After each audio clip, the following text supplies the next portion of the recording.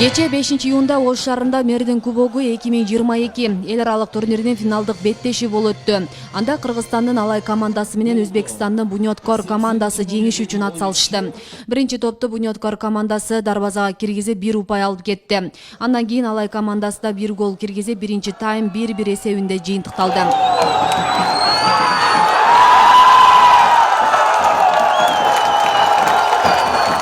Ал эми оюндун жыйынтыктоочу бөлүгүндө Буньоткор командасы өзүнүн экинчи голун дарбазага киргизип 2-1 эсебинде команда жеңишке жетти.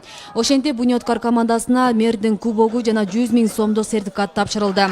Ош шаарынын Мэрдин кубогу Буньоткор командасы.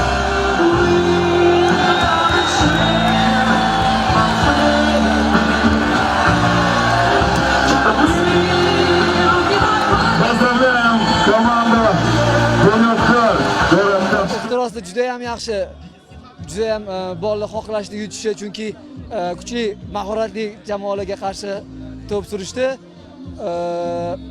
Shu bilan birga o'sha kelayotganimizda o'sha g'alaba qozonishni orzu qilib, niyat qilib, harakat qilamiz, yutamiz deb kelgan edi va niyatimizga yetdik. Osh shaharda birinchi jol kelatasizlarmi? Ha, o'sha birinchi marta keldim. Juda ajoyib. Juda ham yaxshi kutib olishdi, juda ham yaxshi.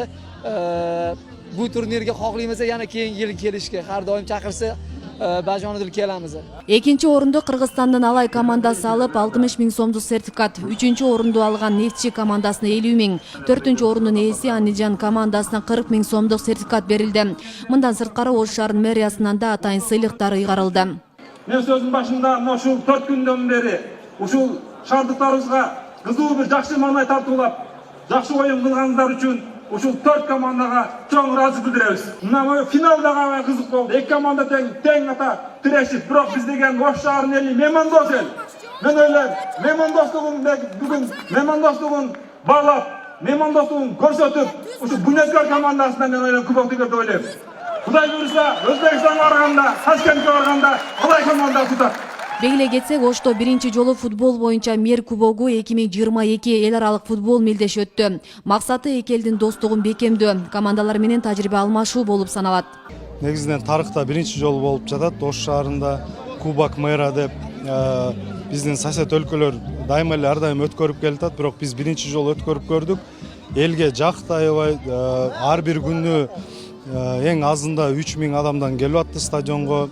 Эми биздин эң негизги максат бул жаш өспүрүм балдарыбызды футболго тартуу, дени сак кылуу дегендей да, эми чтобы жанагындай другими плохими вещами не занимались, именно спорт менен болсун деп ойлойбуз. Ошто мындан ары жыл сайын Мэрдин кубогу эл аралык деңгээлде өткөрүү пландалган. Кийинки жылдары мелдешке башка мамлекеттерден командалар чакыртылары күтүлөт.